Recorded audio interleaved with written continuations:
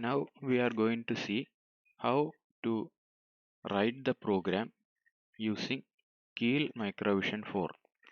So for opening this Keil Microvision, you can click on this icon.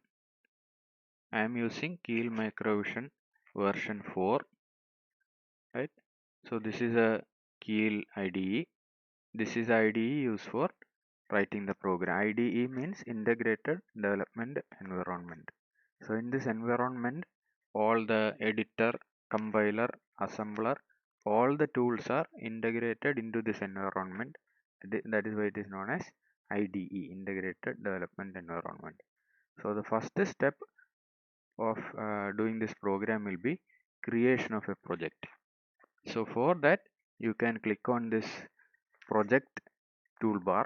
You can click on this, then click on new Microvision project. Click on new Microvision project. Then it will be asking for the location to store the project file. So first what you need to do is you need to create a project folder, because while you are creating a project there will be so many files associated with it. All these files should be kept in a project folder. So first step is to create a project folder. And one more thing you need to keep in mind, this project folder should be created under any one of the drive directly. Don't create it in the desktop or download server, my documents, etc. Because for the desktop the path will be very long. The desktop, the path will be say C colon, say users, username, documents and settings, desktop. So the path for desktop or documents will be very large. Sometimes you will not be able to compile, because maximum path, the number of characters present in a path should be maximum of 64 characters. If it is above that, it won't compile. So you should create a project folder under one drive directly. So I am selecting D drive. Here I am selecting. Then right click on D drive, click on new. Right click on D drive, click on new, create a folder. So I am creating it as LPC2148 course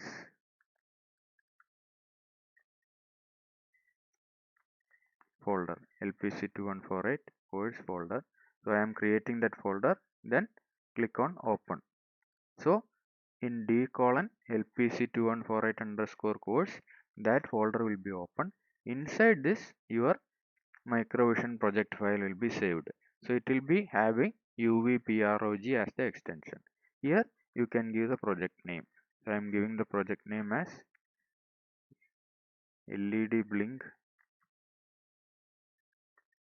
underscore project. LED blink underscore project.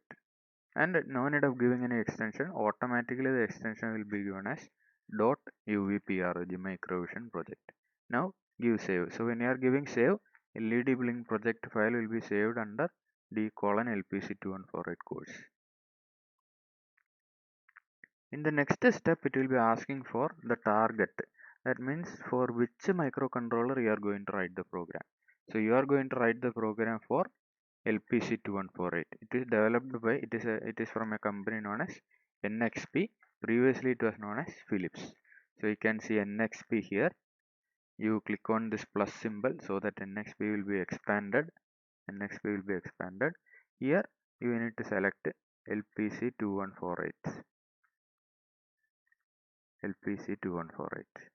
LPC2148. So all the descriptions related to the controller will be shown here.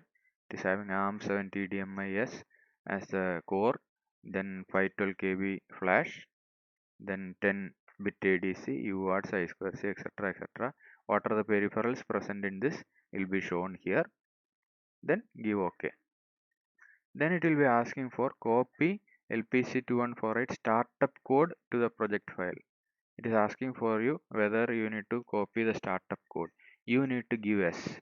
Why? Because the startup code contains the basic information required for the processor to work, such as your PLL settings, your interrupt settings. All the basic information will be automatically present in the startup code related with this target. So you need to add that first, otherwise your program won't compile. So you can give S. So you can see that, so this is known as a project explorer on the left hand side. In this, one folder is created, target1. You expand this, so you can see one more folder, source group 1. Expand this also. So you can see that your startup.s file is already created. We will see what are the contents of this. Double click on the startup.s. So you can see the startup.s file is opened here, and when you are scrolling down, you can see all the modes of operation of ARM. All those things we will see later. Then you can see the VPB divider. I have told VPB divider is used for configuring the PCLK.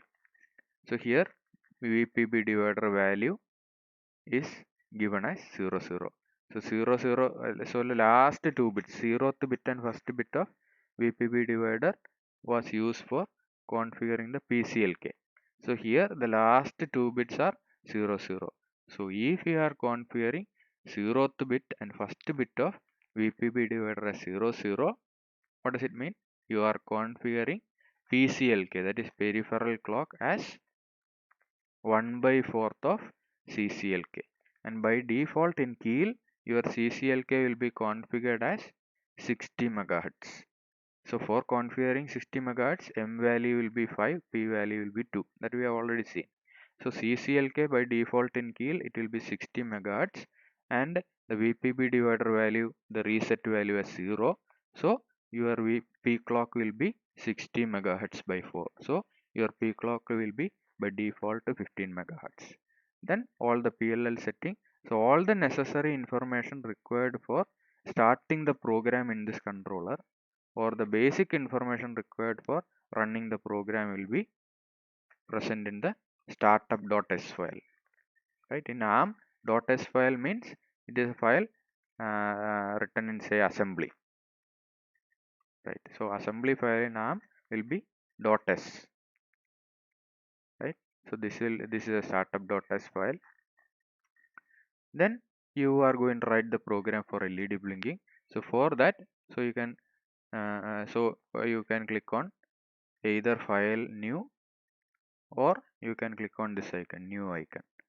So a new file will be created here. Here you can type your program. So I have already typed the program, so I am pasting it here. So this is a program. So the first line of the program will be hash include LPC2148. That means this header file is dedicated for all the 21 series controllers. So why you are adding this hash include file? Because all the header files are or all the all the SFRs are defined inside this header file. Right? So this is a header file generally used for all the controllers of 21 series. From here it will be redirected to separate header files, and in that header file all the SFRs, special function registers, will be mapped onto its corresponding addresses. So for example, in startup.s we will see. So here I am equating VPB divider EQU this address. What does it mean? Because your microcontroller can understand only this address. So this is the actual address of the register. But when you are writing a program, you cannot always keep in mind this address. It is very difficult because so many SFRs will be there. So for the easiness of writing the program, you are giving a name for this address using an assembler directive known as EQU, equate.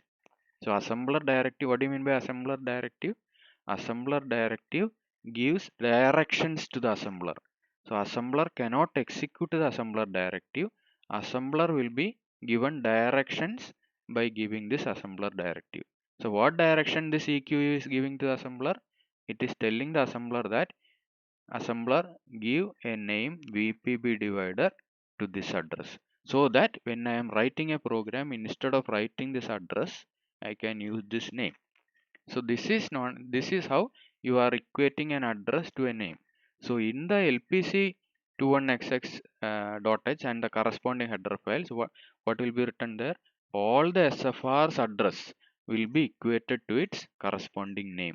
In startup.s itself, we can see so many addresses are equated to its names, addresses and values also. Because here VPP divider value equate means you are equating value as this. So you can use this as the value. Here you are using this as, so here you are using this as address, here you are using it as value. So instead of value, if you want to give a name, or instead of address, if you want to give a name, you can use equate. So all those SFRs will be equated to its corresponding names in the header file. That is why you are adding this header file. If you are not adding this header file, the controller cannot understand what do you mean by pin cell, what do you mean by IO direction, etc. Because these names are equated into its corresponding address in the header file. Right? The first line is that. Then this is a main program in the main. Then what was the first line of my code? You need to configure P1.16 to P1.31 as GPIO port. The functionality you need to configure it as GPIO port. For that you are using pincell2 register. Pincell2 is used for configuring port 1 pin. I have already told Pincell0 and Pincell1 is used for configuring port 0. Pincell2 is used for configuring port 1. Right? And bit number 2 and 3 will be configuring as GPIO. Then the second step is you need to configure the direction of that P1.16 to 31 as output. How will I do that? For configuring the direction, I am using a register known as IODIR1 register. This is O, it is not 0. So IODIR1 register equal to 0xFFF. That means all bits you are writing it as 1. So whenever you are writing a bit as 1, corresponding pin will be configured as output. So if you are writing 1, corresponding pin will be configured as output. If you are writing 0, corresponding pin will be configured as input. So here I am configuring all the 16 LEDs as output, LED pins as output, P1.16 to P1.31. Then, so I told these two statements should be executed only once because they are the configuration steps. That is why they are given directly inside main. Then after that you are starting an infinite loop using while one. While one means always this condition will be true. So whatever you are giving inside this while one will be executed infinitely. So inside the infinite loop, what you should do? You need to make the LED on, you need to give some delay, you need to make some LED, make the LED off, give some delay. So how will you make the LED on? You need to configure a data, or you need to write a data 1 to that pin. So how will you configure the data and how will you write a logic 1? So for writing a data as logic 1, you are using a register known as IO set 1. This 1 stands for the port number. Here also this 1 stands for the port number. I am using port 1. So IO set register is used for configuring the data as 1, or if you want to write a data 1 to a pin, you are using IO set 1 register. Right? Then so here all the LEDs will be on. Then you are giving a delay. Why you are giving a delay? I told each state should stay in my eyes for at least 500 milliseconds. So here I am not giving that accurate delay, I am giving an arbitrary delay. So for implementing a delay, I have written a function here. You are passing a parameter here. Inside this, two nested for loop I am using. I am using for a equal to 0, a less than w, a plus plus. W will be passed as a parameter. Right? So here W will be 25,000. So this, and inside that one more loop is there. It is incrementing from 0 to 200. So the actual delay will be 25,000 into 200. So that many times this loop will keep on executing. So the time taken for executing that nested for loop will be the delay that is generated. How much time is taken, that will be the delay. It is an arbitrary delay. So around 25,000 into 200 times it will execute. How much time is taking for executing that much for completing the loop, that is a delay. Then you need to make all the LEDs off. For making all the LEDs off, you are using IO control one, clear one register. This is IO set 1, this is IO clear 1. So IO clear register is used for writing 0 to that particular pin. Writing 0 means that pin will be generating 0 volt and the LED will be off.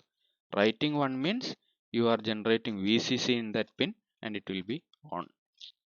Then so after clearing the LED, again you are giving the delay. So these 4 statements will be in an infinite loop, so that your LED will be infinitely blinking. So I have written the program. Next step is you need to save this file as .c file, because you are writing a C program. So you can click on file, you can click on save as. So automatically it will be going to your project folder. Otherwise you need to check whether project folder is opened.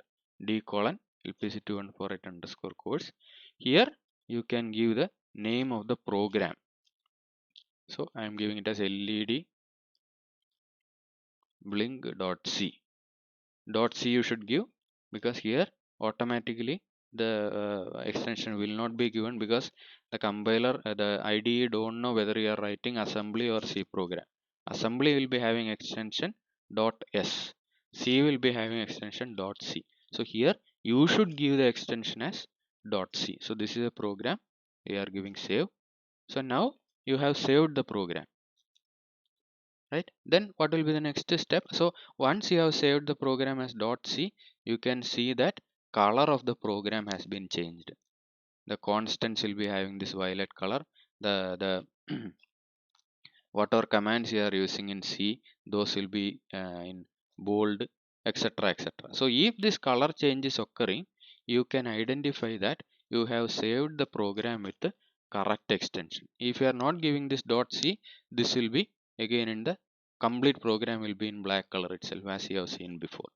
So once the color has been changed, you can see that program is saved with the proper extension. Next step is you need to compile this program. That means you need to convert the program into machine language code. So for compilation, or for here it is known as build. So for building, you can click on this icon, rebuild or build. Let us take, you are clicking on this. But now when I am clicking on this build icon, you will get an error. We will see what is that error. So click on this. So you are getting an error. What is the error? Target not created, right? And some error it is showing, define not searching arm library, so something it is showing, and it is showing very important error. So this was a warning. What is the error here? It is the no compatible library exists with the definition main. That means the IDE is telling that at the time of compilation I didn't see any program with a main function. So what does it mean? I have created a program and I have saved the program, but I didn't add this program into the project file, because this is a project explorer. Whatever files that has to be built should be added to this source group. Now it is not added. So now we are going to add this program into the project. So for that you need to right click on group 1. You need to listen here. You need to right click on source group 1, right click on add files to group, source group, click on add files to source group. Then automatically it will go to your project folder, select this file, give add. So you can see that your file is added here, right? Don't give add again, you close this window. So now your file is there, startup.s is there. Now you can give build. So if the program is working fine, you will get an error. You will get, if the program, if there is no error, you will get 0 errors, 2 warnings. So warning was last line in the file ends without a new line. So give build once more. So that file has been gone, right? So now you have compiled the program or build the program, right? So basic build you have performed, but for programming it in the actual microcontroller or before simulation, you need to do some few more steps. So for that you need to click on this target options. You can see a wizard symbol right to the right hand side of target one, that is target options. You need to click on that. Then you will get so many tabs. First tab will be, you can verify it. I have selected the device as 2148. If you want to change the device, you can change it here. Now it is 2148. Next tab is target. Here you are specifying the crystal frequency, extal frequency as 12 megahertz. So by default, you will be using 12 megahertz crystal. Then the next important thing is what is a ROM and what is a RAM addresses and the size. So here it is showing that your ROM is starting from 0x00 and size of the ROM is this. Similarly, RAM is starting from this address, size of the RAM is this. Right? This is specified by the corresponding microcontroller manufacturers. RAM is used for storing the program. So from which, because in ARM you are having a unified memory, right? Your both RAM and ROM will be having a continuous memory location, right? So it is having a unified memory. So where from which location your RAM is starting, from which location your ROM is starting, the manufacturer will tell us through the LPC2148 user manual, right?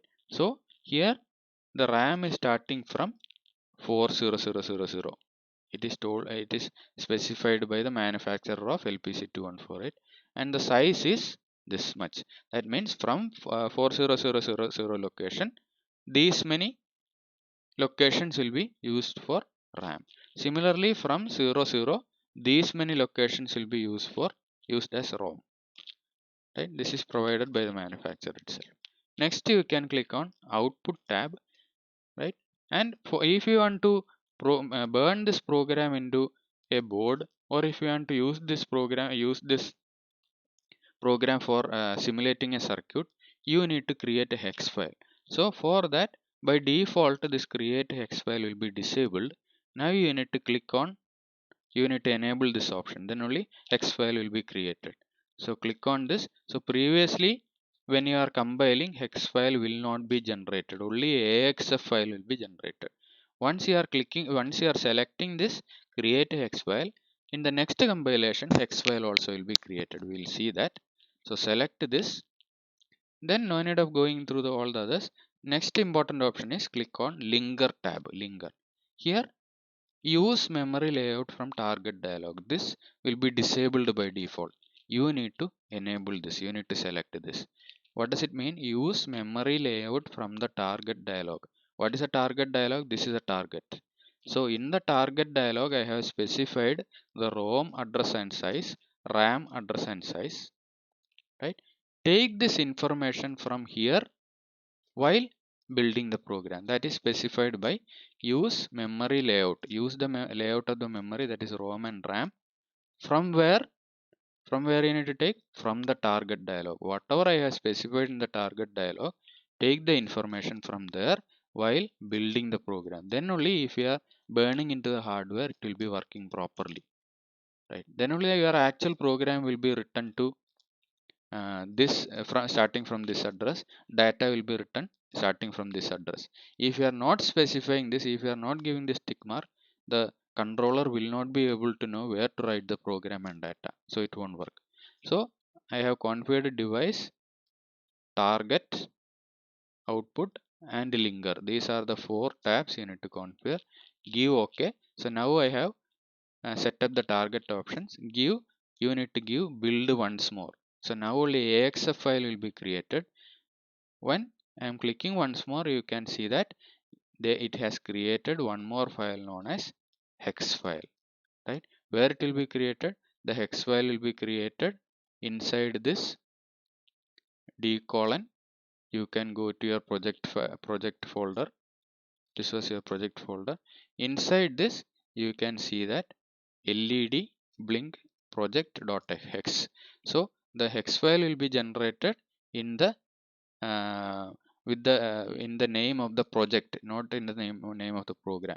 So project file.hex. Some of you will not be able to see this extension. So for that you need to click on organize. If it is Windows 7, you click on organize, take folder and search options, then click view. Inside this, by default this will be selected, hide extensions for non file types. So you will not be able to see this, you will not be able to see the extension sometimes. So you can click on organize, folder options, view, disable this hide extensions for non-file types, disable this, give OK. So you will be able to see all the extensions. So this is the final executable file, right? So .hex file will be the final executable file in the case of embedded system programming generally. So this is how you are compiling or building a program using Keil IDE. In the next session, we will see how to run this executable in a simulator known as Proteus simulator.